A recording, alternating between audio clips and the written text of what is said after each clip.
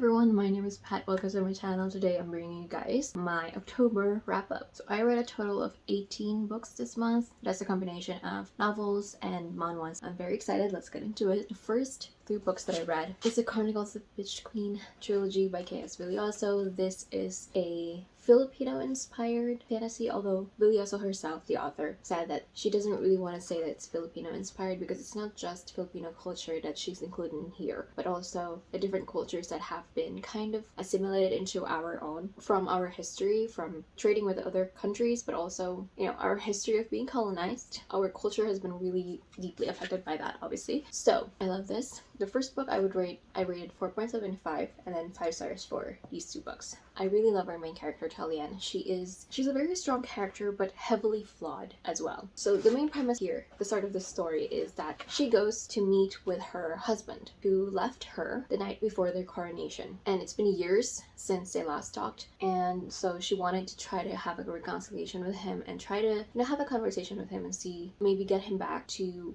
their kingdom, their country. The meeting ends with an attempted assassination, and throughout the book, especially the first book, she just is trying to survive. She's being like assassinated left and right, but she just wants to go back to her son and protect her son because she realizes that her son isn't safe, and she's just trying to go back, and she couldn't trust anybody. Like, someone who she thought she should be able to trust, she couldn't. And so she just goes through everything and discovers like secrets about her own country and the country around her and the kingdoms around her, and about her father as well, because she had a very ruthless warlord kind of father, and there are a lot of expectations and pressures as their queen. I loved reading her story because she's very much flawed, but all she ever wants is to just be a good mother to her son, essentially, and she's trying to be a good queen, but it's difficult in her position with her husband leaving her, with her father's shadow behind her influencing and pressuring her as well. So a lot of things. I loved reading the different foods that are included in here because most of them I know, some of them I have tried and love, some of them I haven't, but it's really interesting to read something that is based on the Filipino culture in a fantasy setting because I've never read anything like that before. I never really expected to read anything like this. So I love this one. The writing is amazing, super action-packed, and there are layers to peel in not just the history but also the secrets and the like different plots before Talian was even born. All that amazing, and I'm definitely looking forward to reading more K.S. Villoso books. Next one is The Wall of Winnipeg and Me by Mariana Zapata. I rated this one 3.5 stars. This is super slow burn romance. This is 650 pages of slow burn. Literally, they got together, I think, in the last 150 pages, I think, or 200 pages, something like that. Do I think it needed to be 650 pages? No. I feel like this could have been like 400 pages, if even that. I appreciated slow burn though. I appreciated the fact that it felt realistic with the progression of their relationship, because the main character is a professional NFO player, and so he's very busy. He has a very rigid schedule. He has to follow it. He has these games. He has a very stressful job, and she used to work as his like assistant / housekeeper and like essentially takes care of him, and they go into this like contract marriage type thing, and he doesn't have a lot of time on his own, and they're so different from each other, and he's really not good at communicating. Slightly grumpy character, but I wouldn't say that he was unnecessarily like antagonistic sometimes or unnecessarily passive aggressive. He's just as him. Frustrated me a little bit. I didn't feel like it was being used as like a plot device, his personality. But the main character was, I didn't really like her very much. There was this scene, she was taking a picture of Aiden, the love interest, with some of his fans, and she realizes that he got groped by the fan, and she finds it so hilarious, and even asks him if it happens very often, in like a really joking manner, like, happens often, doesn't it, like, right? And I'm like, the dude just got harassed in front of you and you find it funny. There's something hilarious. It was like so hilarious to her, like she couldn't catch her breath from laughing. It's not that funny. It's not even funny at all. Not even a little bit. Mariana Zapata's writing is too much for me. It's like, you know how you have an essay, right, that you have to submit, and you have like a word count, page count, etc., and you're trying to make things longer, and like you meander around, use different terms, phrases for what you're trying to say to make it longer. That's what it felt like here. It really did. Like, it's unnecessarily long, to be honest. I felt like I would have enjoyed it much more. It wasn't as long as this one, and she has a weird way of she also has a very unique way of describing certain things. sometimes I'd pause and be like, what did she just call that? Or how did she describe that? What? Why? So yeah, I don't think Mariana Zapata's writing is for me, unfortunately. So the next one, Forest of Stolen Girls by Junher. I read Junher's book, The Silence of Bones, I think last year, and I really enjoyed it because it was so atmospheric, and I love the historical setting in Korea. It's also historical, set in the Joseon era. We are following Min Hwani, who when she was very young, they lived in Jeju Island, and her sister went missing. They were found hours later beside the body of a woman who committed suicide. Her father and Hwani has moved from Jeju Island since then, but her father goes back to investigate this series of missing girls in the island, and he goes missing himself. Years later, Hwani goes back and tries to find her father. Very similar to her first book that I read. Very atmospheric. She really takes you to that island, to that really creepy small town. The vibes are amazing. The writing is great, beautiful writing. I loved the family aspect.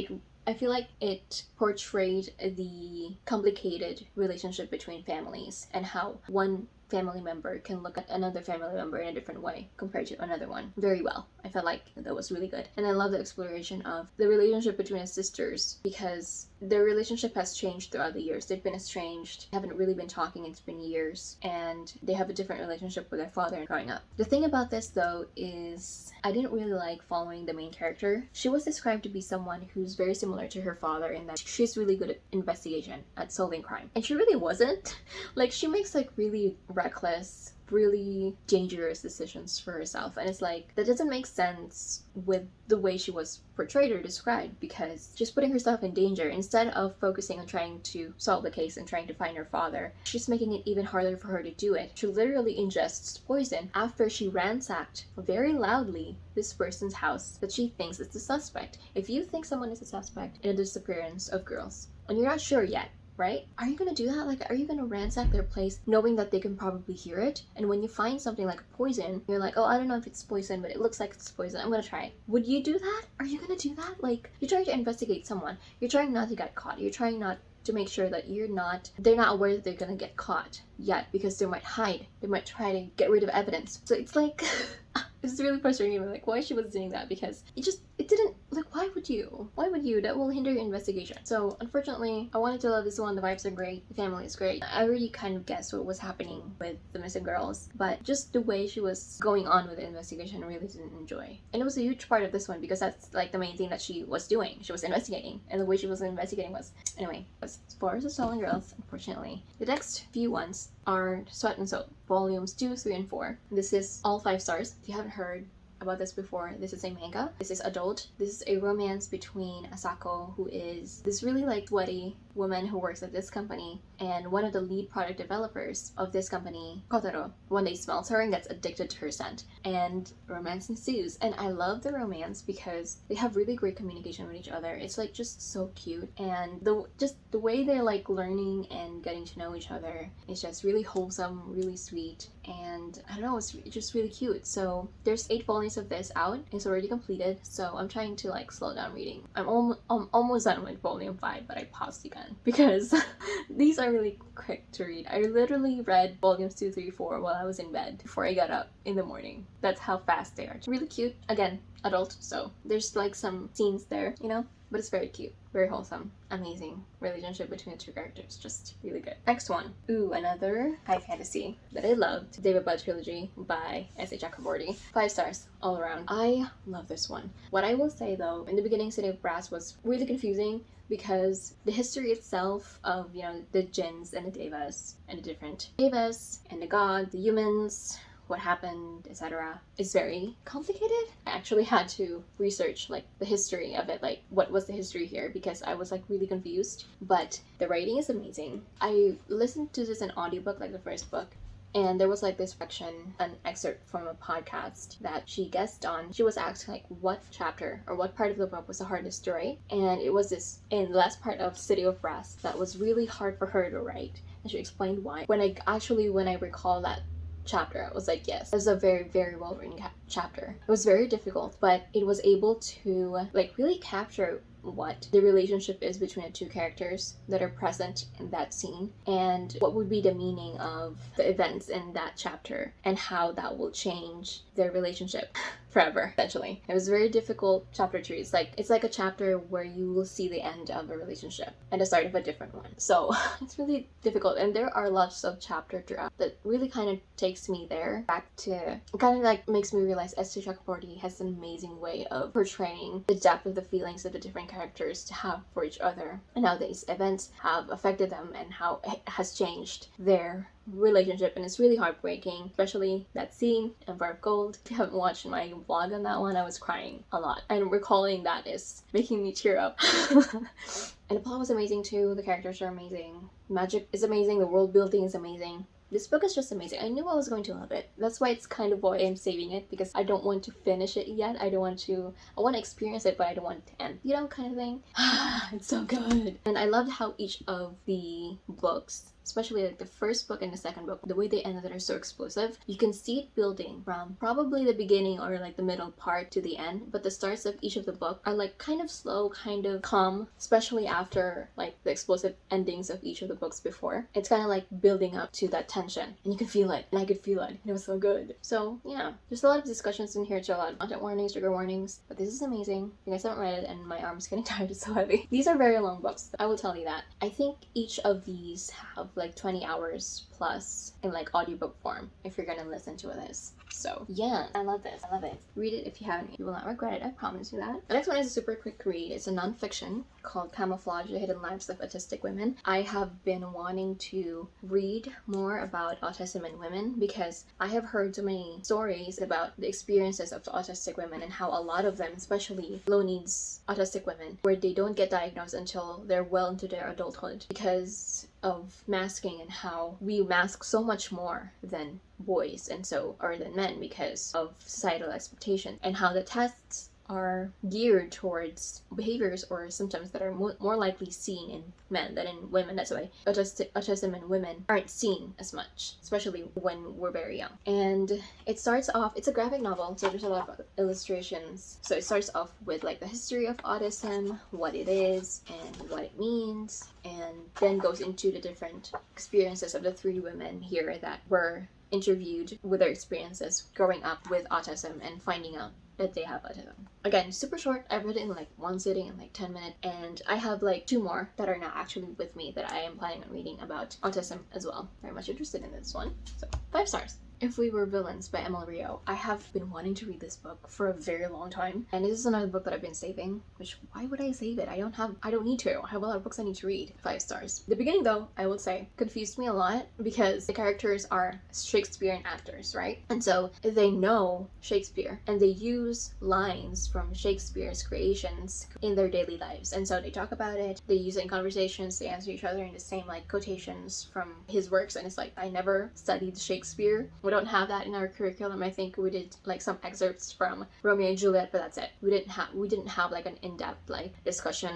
on any Shakespeare works, plays, etc. So I was a bit confused in the beginning, but I still was able to understand what was happening and what was being said, like the gist of what they were trying to say. So I wasn't too confused. All the characters are so well written. They're all morally gray. Even the character that we're following, Oliver, even though he is kind of, you would say, like the kindest in the group, they're actors, so you can tell that the portrayal of them being able to like really get into their characters and have like intense emotions was so well done. I really liked it. You can definitely tell that, and how they use those intense feelings that they have too, and the way that they like can put themselves into their characters' shoes and feel what they're feeling and be those characters. Oh, it was so good to read. So good. If you like Shakespeare, if you're into theater, I feel like this is going to be a really great read for you, even though you're not really into like dark academia or maybe murder mystery, because I feel like it portrayed it really well. The ending was really surprising to me. I think much more than other people would have experienced it, because I realized after reading that last part, or like, you know, that ending, how much we built up to it, how much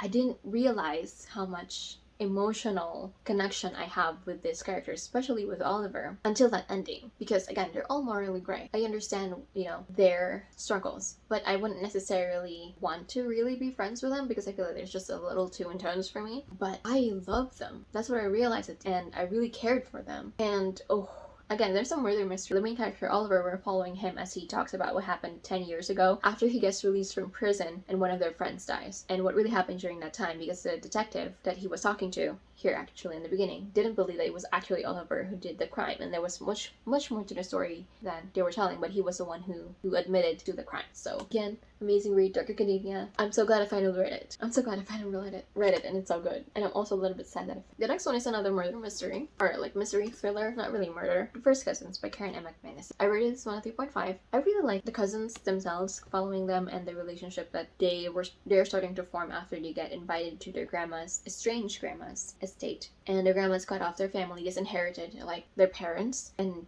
never contacted them again. Like I think it was like 18 years ago or something, or like 20 years ago, something like that. And then they get like this invitation out of the blue from their grandmother to come work at the resort, and they discover secrets, what happened in the past, why their grandmother suddenly just disinherited them, which is that letter that says, you know what you did. And it's like, they don't know. They keep insisting that they don't know what happened. Like they have no idea why their mother suddenly cut them off with no like communication whatsoever. The overall mystery was really interesting, but I feel like how we got to that ending was really lackluster. I didn't get enough like clues onto what probably might be happening to make me like kind of guess where this was going. At least it's good to be like kind of blindsided and not see what was happening, but then things fall into place. It didn't happen to me like that. We were told of what happened and I was like, oh, okay, but it didn't, because I didn't gather clues throughout the book of what probably might have happened. Yeah, unfortunately I just wanted a little bit more. I feel like the execution of the mystery and leading to the mystery could have been better, but again, I love the relationship that the cousins have formed with each other here. All right, so the next two ones are webtoons. First one is Unholy Blood. This is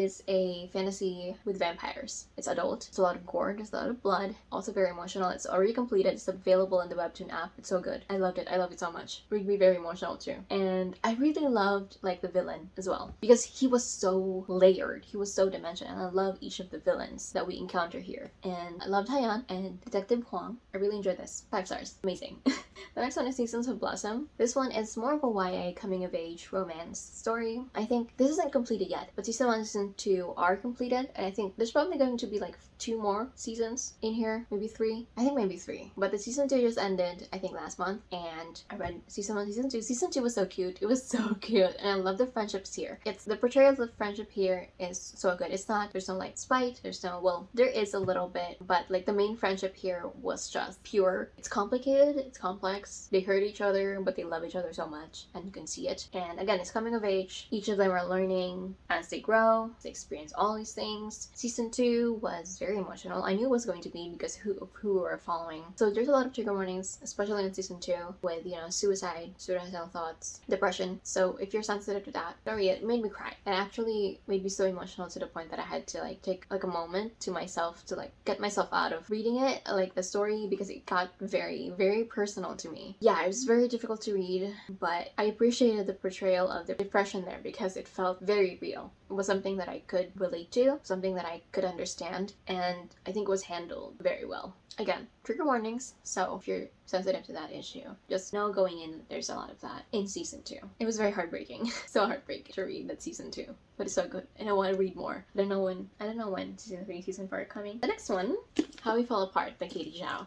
This one I rated a 2.5. I really wanted to love this one because it's like an Asian Dark Academia YA kind of book. We have our character Jamie, who is kind of the leader of this really smart group of friends, and she was found dead. And there's this proctor who posts in this kind of like forum for these students, accusing the 4 friends here on the cover that it was one of them that killed Jamie, and that each of them has a secret that they have, and the proctor is going to revealing the secrets one at a time. And the thing about this one that I didn't like is because there's a lot of build up to like each of their secrets. Like there's this really massive, really harmful secret that they have where it's going to really destroy them, essentially. And it's like it built up to it, right? And the characters are freaking out, and then it gets revealed, and then it kind of like dies down. It's like, okay, we're done with this character's secret, let's move on to the next one. It's like, what? We didn't talk about the repercussions, we didn't really talk about what happened, we didn't really talk about why it was such a big secret and how it affected them now, and why it could be seen like as a motive for them to kill Jamie. And it's like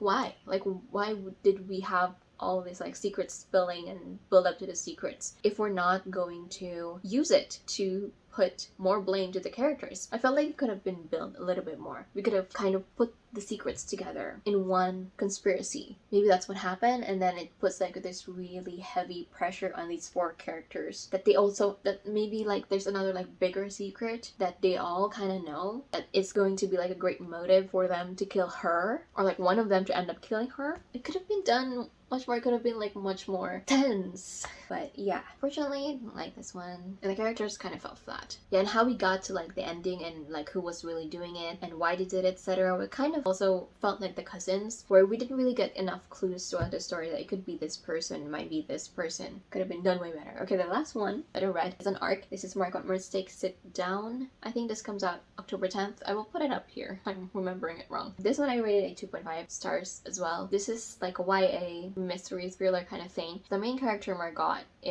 she has this business where she takes down things from the internet you want to keep hidden, and she was approached by this student who asks her to investigate and take down this website that was posting really harmful pornographic pictures of innocent girls. Especially in the beginning, the YA tone, like the young teenage tone, it felt very forced. Like, you know how there are some books that portray teenagers really well, and that, you know, that's how teenagers act, but they don't, and they feel like up to how teenagers now act. But this one was like a little too forced. And the main character was a little bit too unlikable for me to root for her, because at first I was like, is this going to be like an arc of her changing? And it turns out that it was, but I didn't care enough for her in the beginning. She was just a bit too unlikable for me to try to look forward to how her arc is going to be. She's very like, I'm not like other girls. I'm not like the other teenagers in my school. They're all like annoying, they're all gross, they're all immature, and I'm like, okay. She was just too snobby and too self-absorbed in what she was doing, so I couldn't like her, fortunately. There were times that this book like made me laugh out loud, but the ending was too abrupt too. Like, we just ended and it's like, oh, like I didn't get any kind of like resolution on anything. There were a little, but I don't know. We kind of like fast forwarded to the ending for the characters that I was looking forward to seeing how it's going to end for them. Yeah, unfortunately wasn't a big fan of this one. So those are all the books that I read for the month of October. Month of November is starting off really well. I think I've read 5 books so far already, and it's only 5th of October. So yeah, that is it for this video. Thank you so much for watching. I hope you guys enjoyed, and I will see you on my next one.